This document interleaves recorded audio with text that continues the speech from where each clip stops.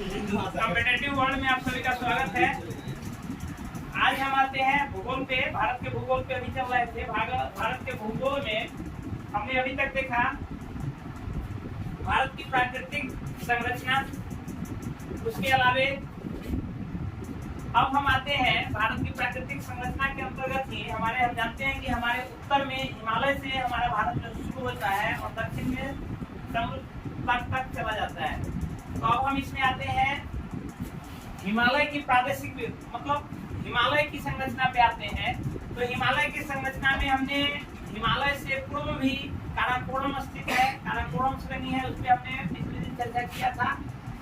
हालांकि ट्रांस हिमालय का कुछ पार्ट आज भी चर्चा करेंगे, लेकिन पहले हम इसके प्रादेशिक विभाजन पर आते हैं। हिमालय के प्रादेशिक विभाजन पर तो प्रादेशिक विभाजन जो है ये नदी घाटियों के आधार पर प्रादेशिक विभाजन किया गया है। अर्थात जो हमारी हिमालय है, हिमालय से निकलने वाले विभिन्न नदियां हैं, वो नदी हमारे इसको हमारे भूभाग को कई भागों में बांटती है, हमारे हिमालय को कई भागों में बांटती है और उन भागों के आधार पर इसको हम 4 भाग में बांटते हैं।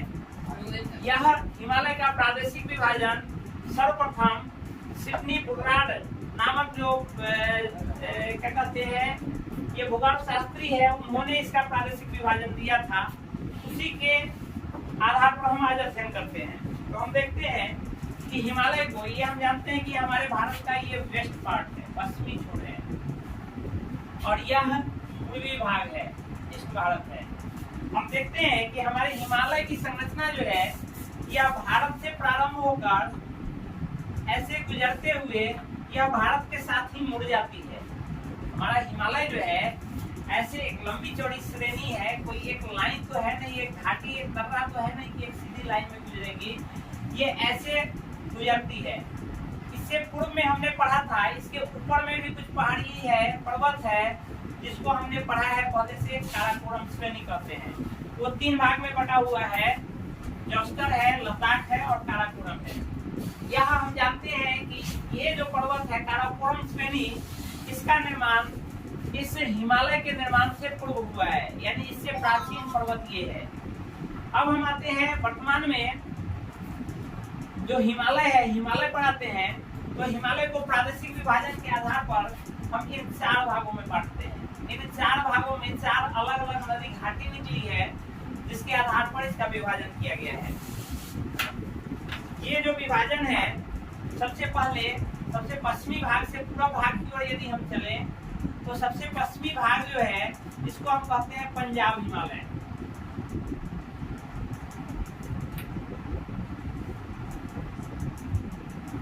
सबसे पश्चिमी भाग को हम कहते हैं पंजाब हिमालय। पंजाब हिमालय के बाद सेकंड पार्ट जो है ये है आपका कुमायूं हिमालय।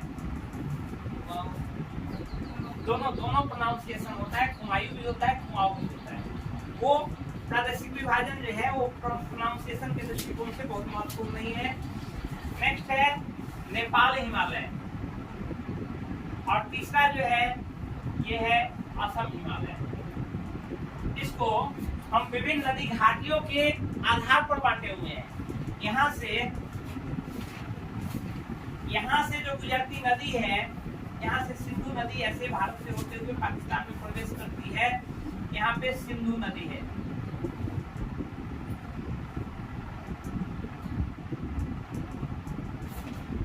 यहाँ सतलज नदी है,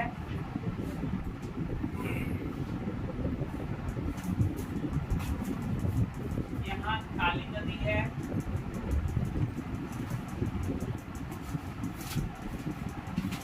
यहाँ पे तीस्ता नदी है, और यहाँ पे दिहांग नदी है। ये विभिन्न नदियां जो निकली है, हम यहाँ देखते हैं हमारे भारत के पश्चिमोत्तर छोर पर सिंधु नदी निकलती है। उससे थोड़ा सा और पूरा बढ़ेंगे तो सतलज है, उसके बाद काली है, तीस्ता है, दिहांग है। हालांकि इस बीच बहुत सारी नदियां हैं, लेकिन इस नदी के आधार पर इस बीच में पड़ने वाले हिमालय को हम पंजाब हिमालय कहते हैं। यह पंजाब हिमालय जो है, पंजाब हिमालय का क्षेत्र जो फैला हुआ है यह 560 किलोमीटर का रेंज है। ये पूरा यहाँ से यहाँ तक 560 किलोमीटर का रेंज है, जिसको हम पंजाब हिमालय के नाम से जानते हैं। यह सतलज और काली के बीच यह क्षेत्र जो है, जिसको हम कुमाऊं हिमालय या कुमायूं हिमालय कहते हैं, ये 320 किलोमीटर का क्षेत्र है। ये कुमाऊं हिमालय या कुमायूं हिमालय के नाम से जाना जाता है। यह जो आपका काली और तीस्ता के बीच का क्षेत्र है, यह 800 किलोमीटर का लंबा क्षेत्र है, जिसको हम नेपाल हिमालय के नाम से जानते हैं। और यह तीस्ता और तिहांग के बीच का क्षेत्र है, यह आपका 720 किलोमीटर का क्षेत्र है, जिसको हम असम हिमालय के नाम से जानते हैं। इस प्रकार यहाँ से क्वेश्चन बनता है प्रतियोगिता परीक्षा में कि हिमालय का जो प्रादेशिक विभाजन है, उसमें सबसे लंबी श्रृंखला किसकी है। तो आप देखने से क्लियर है कि सबसे लंबी श्रृंखला नेपाल हिमालय की है। नेपाल हिमालय यदि इसको क्रम में, और यदि पूछती है सबसे छोटी श्रृंखला प्रादेशिक विभाजन में सबसे छोटी श्रृंखला किसकी है, तो ये आपका कुमायूं हिमालय या कुमाऊं हिमालय जो है, उसकी सबसे छोटी श्रृंखला है।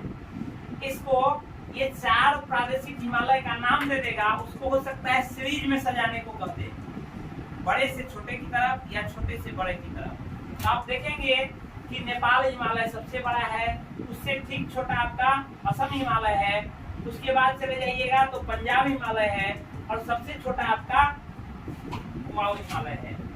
तो ये आप ध्यान रखेंगे कि हिमालय के प्रादेशिक विभाजन में यदि हम चले तो कहाँ कौन किसका आकार किस आकार से है, कौन किसकी श्रृंखला की लंबाई जो है वो किस श्रेणी में है, ये ध्यान रखने की चीज है, इसको ध्यान रखेंगे। अब हम देखते हैं कि इन विभिन्न हिमालयों का विभिन्न नाम भी है, प्रादेशिक नाम भी है। जैसे आप कहते हैं पंजाब हिमालय में, यह जो पंजाब हिमालय है, इसका प्रादेशिक नाम आपको कश्मीर हिमालय, इसको कश्मीर हिमालय भी कहते हैं, या फिर कश्मीर हिमालय कहिए, या इसको हिमाचल हिमालय भी कहते हैं। कश्मीर हिमालय या हिमाचल हिमालय, इसके अंतर्गत बहुत सारी श्रेणियां हैं। ये जो श्रेणी है, इसके अंतर्गत बहुत सारे, चूंकि हम पहले ही बताए हैं कि कोई भी पर्वत है, इसका यह मतलब नहीं है कि यहाँ से यहाँ, हमने कहा कि हिमालय यहाँ से लेके यहाँ तक विस्तृत है, इसका यह मतलब नहीं है कि ये पूरा का पूरा एक रेलवे लाइन जैसे बिछा होता है, रेलवे लाइन बीच में कहीं गैप नहीं होता, ऊपर क्यों रहता है। तो पर्वत यदि है तो पर्वत का यह मतलब नहीं है कि यहाँ से लेकर के और यहाँ तक कंटिन्यू पर्वत ही है, बीच में बहुत सारी दर्रा है, घाटियां हैं, बहुत सारी नदियां निकली हैं उन दर्रों से, तो बीच बीच में गैप भी है। तो उस आधार पर ये जो पंजाब हिमालय या कश्मीर हिमालय या हिमाचल हिमालय है, इसके अंतर्गत बहुत सारी श्रेणियां, बहुत सारी चोटियां हैं, जिसको हम देखते हैं। इसमें आपका क्योंकि ये पार्ट यहीं से थोड़ा सा ऊपर हमारा यहाँ पर जो है सो काराकोरम, पहले तो काराकोरम है और उसके बाद ये हिमालय शुरू होता है, तो इसके अंतर्गत ये भी आ जाता है, ये पार्ट भी आ जाता है। इस प्रकार इस पंजाब हिमालय के अंतर्गत हम कहेंगे कि हमारा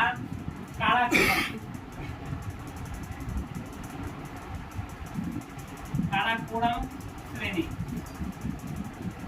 जिसके अंतर्गत काराकोरम में हम जानते हैं कौन कौन है, काराकोरम है, जोगचर है, लद्दाख है, ये सब के सब इसके अंतर्गत आते हैं। श्रेणी यदि कहती है तो ये सारा सम्मिलित रूप उसके अंतर्गत आता है।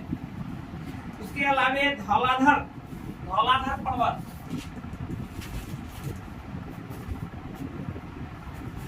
पर्वत यह भी इसी के अंतर्गत, ये पंजाब हिमालय के अंतर्गत ही आता है। यानी पंजाब हिमालय के अंतर्गत पड़ने वाला प्रदेश जो है वो आपका काराकोरम श्रेणी, उसके अलावे धौलाधर पर्वत भी इससे हमारे पंजाब हिमालय के अंतर्गत आता है। नेक्स्ट पार्ट चलते हैं हम कुमायूं हिमालय पर। ये जो आपका कुमायूं हिमालय या इसको आप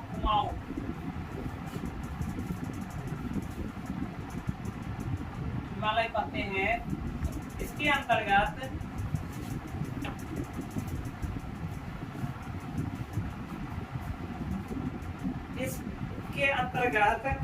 आपका गंगा यमुना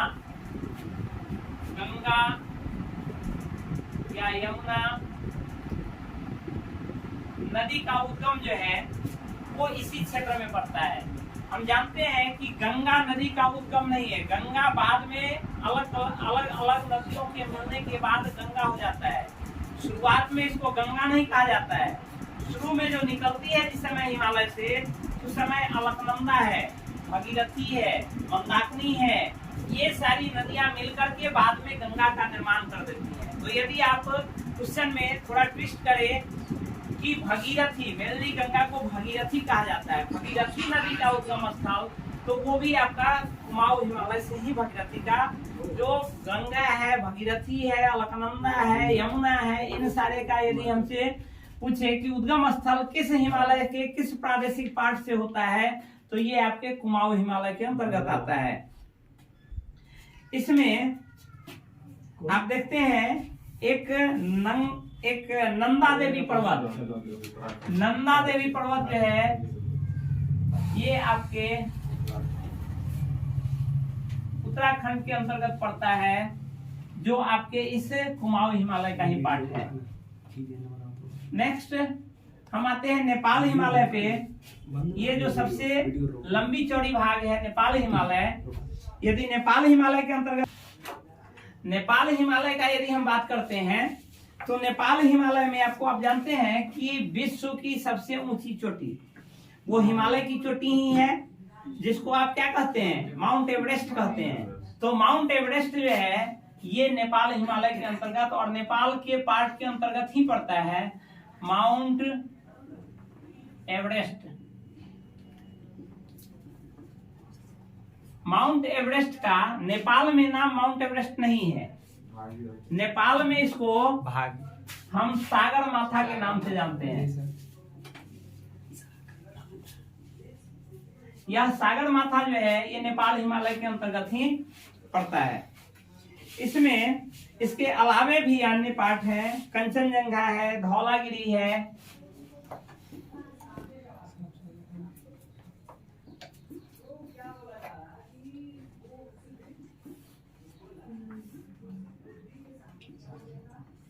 धौलागिरी है, यह सब जो है मकालू है, यह श्रेणी सब आपके ये सारी श्रेणियां जो है नेपाल हिमालय के अंतर्गत आता है। नेक्स्ट है आपका असम हिमालय। असम हिमालय में आपका असम हिमालय, इसकी सबसे मुख्य जो है नामचा बाड़वा, यह पर्वत जो है इसके अंतर्गत है आपके असम हिमालय के अंतर्गत। नागा पहाड़ी क्षेत्र, नागा पहाड़ी क्षेत्र आपका असम हिमालय के अंतर्गत आता है। एक चीज और हम इसमें देखेंगे, इसका चर्चा हालांकि हमने पहले भी किया है, कि जैसे भारत के यदि सबसे उत्तर से आएंगे तो यहाँ सबसे पहले हम जानते हैं कि सबसे पहले क्या है, ट्रांस हिमालय है, जिसको काराकोरम श्रेणी कहते हैं, ये ट्रांस हिमालय है। ट्रांस हिमालय के बाद थोड़ा सा छोटा क्षेत्र है, उसके बाद बृहद हिमालय है। बृहद हिमालय के बाद इसको मध्य हिमालय कहिए या लघु हिमालय कहिए, लघु हिमालय या बृहद हिमालय है। उसके बाद फिर वाह्य हिमालय है या शिवालिक हिमालय है। उसके बाद यहां से शुरू होता है आपका मैदानी भाग।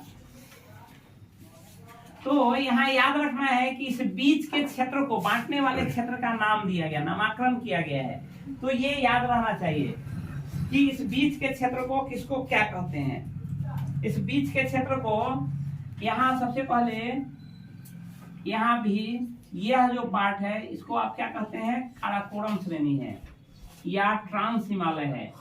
ट्रांस हिमालय मतलब हिमालय के पार, हिमालय के उत्तर, ये आपका बृहद हिमालय है, यह आपका लघु हिमालय है, यह आपका वाय हिमालय है या शिवालिक हिमालय है, शिवालिक हिमालय है। इस बीच के क्षेत्र जो है, इस बीच के क्षेत्र को बांटा गया है इंडस, सांगपो, सेच्योर जोन। इस बीच के भाग को मेन एम,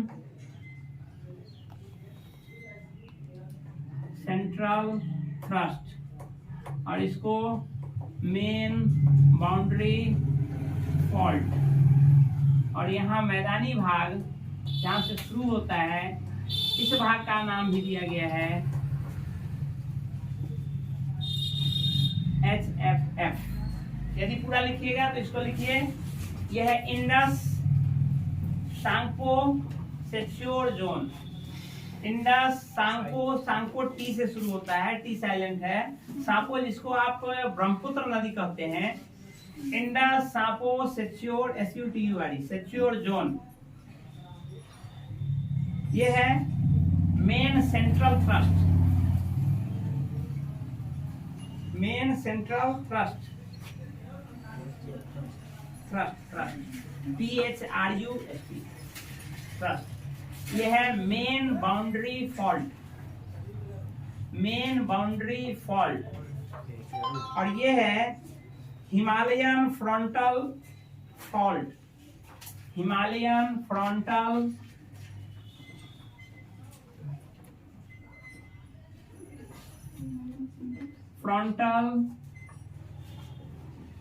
फॉल्ट।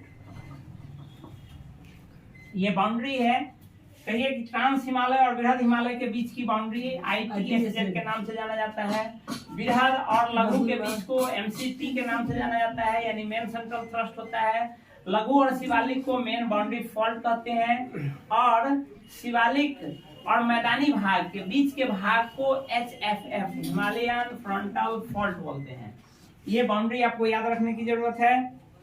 अब ट्रांस हिमालय जो है उसको बाह्य, ट्रांस हिमालय को हम बाह्य हिमालय भी कहते हैं, या परा हिमालय या पार हिमालय भी कहते हैं, क्योंकि ये हिमालय के पार का पार्ट है। वह जो है ट्रांस हिमालय काराकोरम श्रेणी जो है उसको उच्च एशिया का, आपको काराकोरम श्रेणी उच्च एशिया की रीढ़ भी कहा जाता है। काराकोरम श्रेणी जो है उसका उपनाम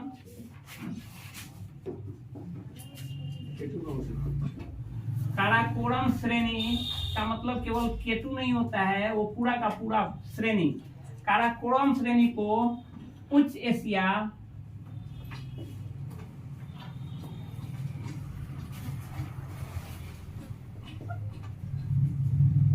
का रीढ़ भी इसका उपनाम है।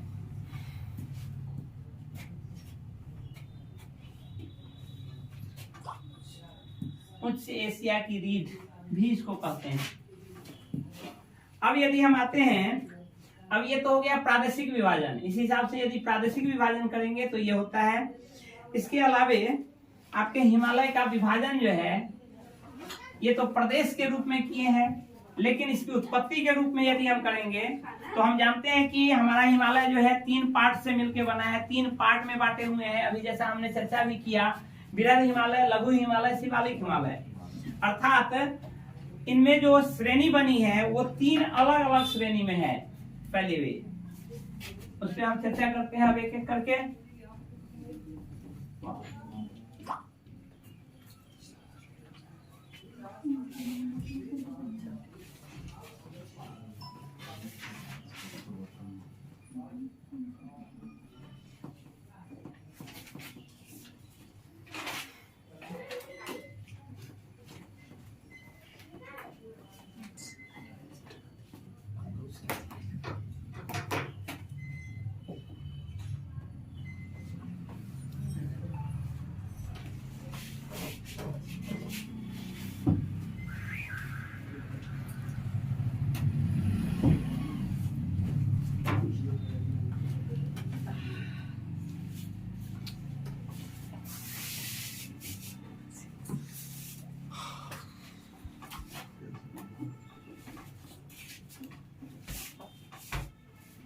यदि हिमालय की उत्पत्ति के आधार पर यदि हम इसको बांटेंगे तो इसको 3 भाग में बांट सकते हैं।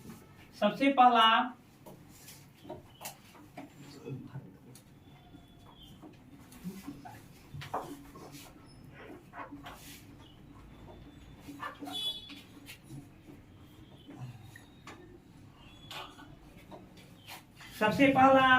आप कहते हैं बृहद हिमालय।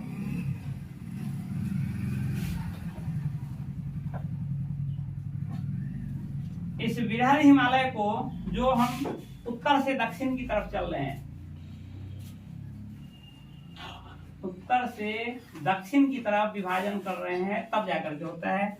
सबसे उत्तर में जो पार्ट स्थित है वो बृहद हिमालय है। इस बृहद हिमालय को अन्य कई नाम से भी जानते हैं। इसको आप हिमाद्री हिमालय भी कह सकते हैं, हिमाद्री हिमालय भी कह सकते हैं, या सर्वोच्च हिमालय भी इसको कहते हैं। इसको सर्वोच्च हिमालय भी कहते हैं, हिमाद्री हिमालय भी कहते हैं। यह चूंकि हिमालय के 3 पार्टों में सबसे पहले निर्मित हुआ, इसका निर्माण जो है एक एक करके हम इसके डिस्क्रिप्शन पर ही चलते हैं, उसके बाद फिर नेक्स्ट पे चलेंगे। यह सबसे पहले निर्मित किसमें?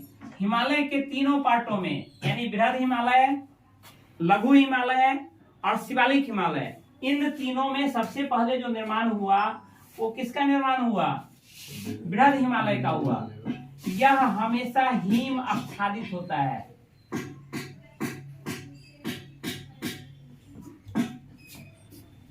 यह हमेशा हिमाच्छादित रहता है। हिमाच्छादित रहने के कारण क्योंकि ये हमेशा बर्फ से ढकी रहती है, बड़ा बड़ा ग्लेशियर यहाँ पाया जाता है। इन हिम आच्छादन के कारण यहाँ वनस्पतियां नहीं पाई जाती है।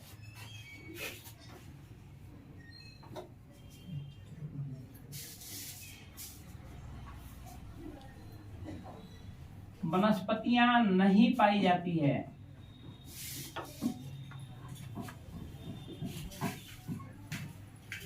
हिमाच्छादन के कारण यहाँ वनस्पतियां नहीं पाई जाती है। ये हमेशा चूंकि बर्फ से ढका रहता है, इसका विस्तार पश्चिम में, ये शुरुआत जो होता है यहाँ से शुरू होकर के, और हिमालय हमने कहा कि यहाँ तक जाता है। तो पश्चिम में सिंधु नदी, कल हमने सिंधु नदी का उद्गम बताया था, किससे होता है? किस ग्लेशियर से होता है? चेरापूंगडोंग ग्लेशियर से उसकी उत्पत्ति होती है। और चूंकि वहां से, जहां से ये शुरुआत होती है, शुरू होकर के ऐसे पश्चिम और दक्षिण की ओर बहते हुए कहाँ जाके गिर जाती है? किसमें गिर जाती है? अरब सागर में जाकर गिर जाती है। अरब सागर में गिरने के क्रम में हम जानते हैं कि ये काराकोरम श्रेणी के बीच से बहती है। काराकोरम श्रेणी में 3 श्रेणियां, 3 पर्वत श्रेणियां समानांतर चलती हैं, जो है जौस्कर, लद्दाख और काराकोरम। तो ये जो सिंधु नदी बहती है वो किसके किसके बीच बहती है? जौस्कर एवं लद्दाख के बीच बहती है। तो जब भारत में प्रवेश करेगी, हिमालय को काटते हुए प्रवेश करती है। इस बृहद हिमालय, इस बीच में आखिर बृहद हिमालय भी तो आएगा। तो बृहद हिमालय को काटते हुए हमारे भारत में प्रवेश करती है। और वो एक जगह है जहां काटती है। सबसे पहले नदी जहां यदि किसी पर्वत श्रृंखला को काटती है तो एक गहरी घाटी बनाती है। उस गहरी घाटी को नदी यदि किसी पर्वत श्रृंखला को काटती है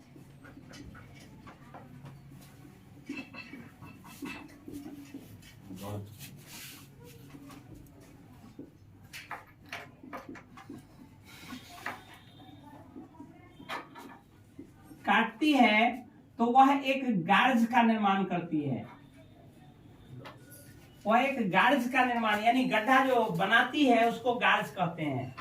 तो यह जो सिंधु नदी आखिर इधर मुड़ती है, ये तो चल रही थी पश्चिम की ओर, लेकिन अरब सागर में गिरने के लिए इसको दक्षिण की ओर जाना है। तो इसके क्रम में यह हमारे बृहद हिमालय को एक बिंदु पर काटती है। वह जगह जो है बुंजी नामक जगह है। बुंजी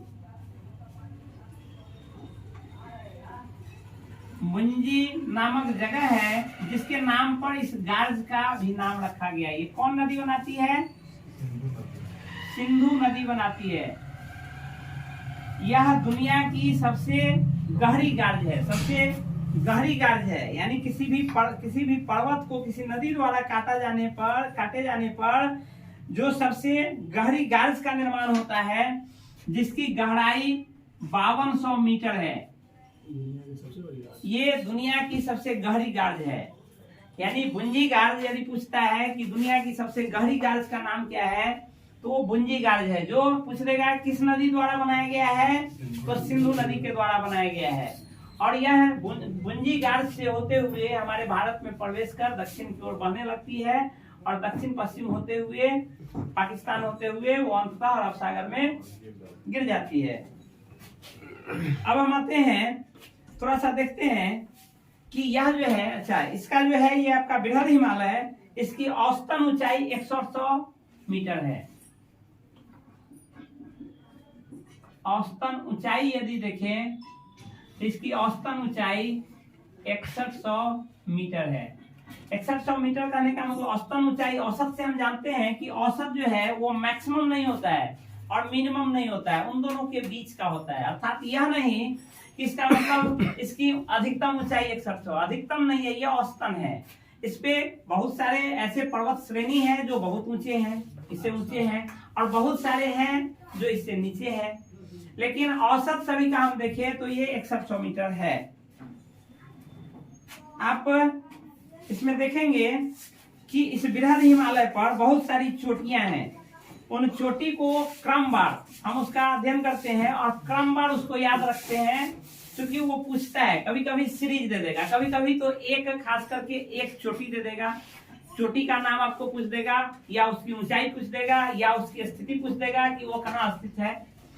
इस बृहद हिमालय में ही कई सारी चोटियां हैं, क्योंकि हम जानते हैं कि पहाड़ जो होता है, कोई भी पर्वत जो होता है, उस पे सभी जगह एक समान ऊंचाई होती नहीं है, वो प्लेन होता नहीं, कहीं ऊंचा कहीं नीचा होता है। अच्छा, एक और चीज है, हालांकि ये पूरे हिमालय के संदर्भ में ही है, तो इसलिए ये इस पर भी आएगा कि इसकी ढाल जो है उत्तर की ओर और कम, जबकि दक्षिण की ओर इसकी ढाल अधिक हो गई है, जबकि दक्षिण की ओर अधिक है उसकी ढाल। अब देखते हैं हम इस पे स्थित विभिन्न पर्वत श्रेणियां। जो पर्वत श्रेणी है,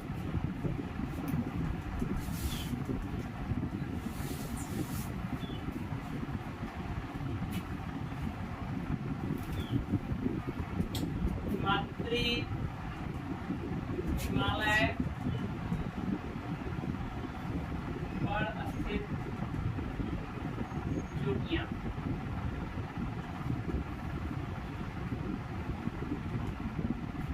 सबसे पहला हम लिखते हैं माउंट एवरेस्ट है।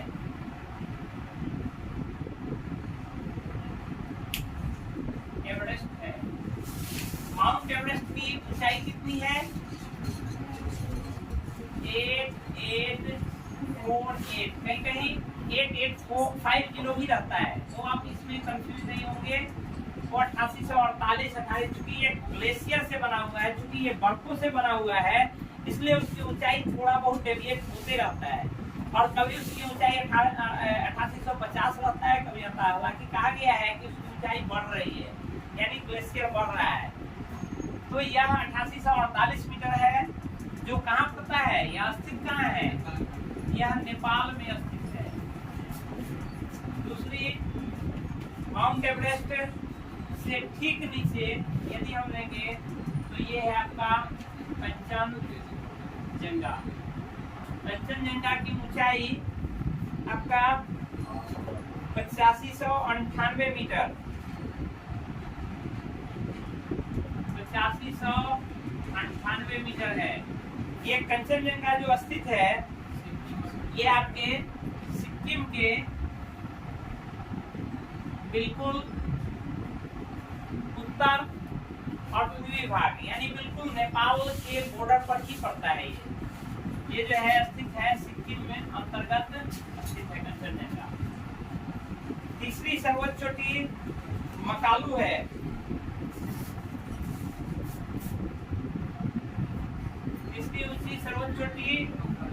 मकालू है जिसकी ऊंचाई 8481 मीटर है।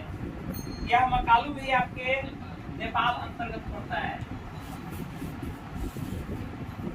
चौथी आपकी धौलागिरी है। चौथी यदि हम ले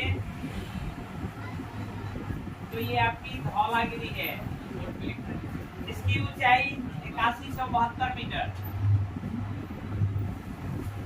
यह भी आपके वेस्ट सेंट्रल नेपाल में है, यानी नेपाल के ठीक मध्य में स्थित है, पश्चिमी मध्य नेपाल के अंतर्गत स्थित है। छठी यदि हम ले पांचवी यदि ले तो ये आपका नंगा पर्वत है। नंगा पर्वत हम इसको क्यों कहते हैं? क्योंकि यहाँ वनस्पतियां नहीं है। नंगा पर्वत है, नंगा पर्वत है, इसकी ऊंचाई आपको 8126 किलोमीटर नहीं मीटर है। यह आपका नंगा पर्वत जो है पाक ऑक्युपाइड कश्मीर यानी जम्मू कश्मीर अंतर्गत स्थित है। छठा यदि हम लेते हैं तो आपका अन्नपूर्णा है।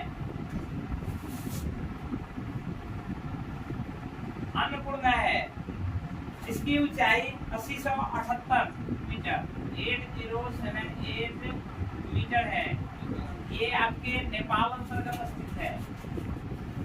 सातवां लेते हैं तो आपका नंदा देवी है।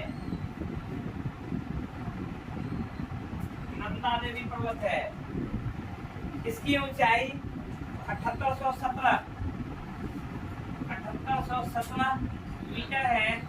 ये आपके चमोली जिला आपके इसका उत्तराखंड का हिस्सा है। चमोली जिला उत्तराखंड का हिस्सा है। इसके बाद आते हैं, नेक्स्ट है नामचा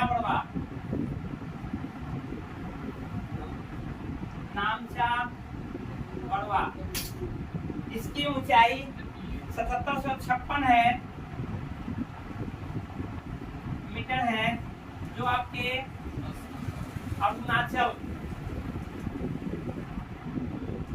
अरुणाचल प्रदेश का हिस्सा है। इस प्रकार इसे हिमालय के 8 सर्वोच्च श्रेणी है।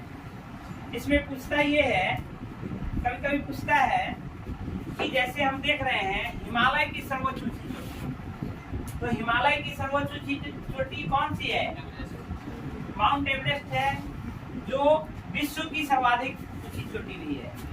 या तो हिमालय की सर्वोच्च चोटी पूछे या विश्व की सर्वोच्च चोटी पूछे, वो आपका माउंट एवरेस्ट है। यदि हम इसमें पूछते हैं कि भारत की सर्वोच्च चोटी, तो कौन सा होगा? क्या वो माउंट एवरेस्ट होगा? नहीं होगा। क्यों नहीं होगा? क्योंकि हिमालय की सर्वोच्च चोटी ये जरूर है, लेकिन यह भारत स्थित नहीं है, भारत अंतर्गत स्थित नहीं है, यह नेपाल में स्थित है। तो हम देखेंगे कि अब भारत की सर्वोच्च चोटी कौन सी है। तो थोड़ा सा यहीं पे बच्चा कंफ्यूज होता है। बच्चा क्या कंफ्यूज होता है कि हम पूछ रहे हैं, यहाँ 2 क्वेश्चन बनता है। 2 क्वेश्चन क्या है? भारत अंतर्गत हिमालय की सर्वोच्च चोटी, और एक दूसरा क्वेश्चन है भारत अंतर्गत सर्वोच्च चोटी।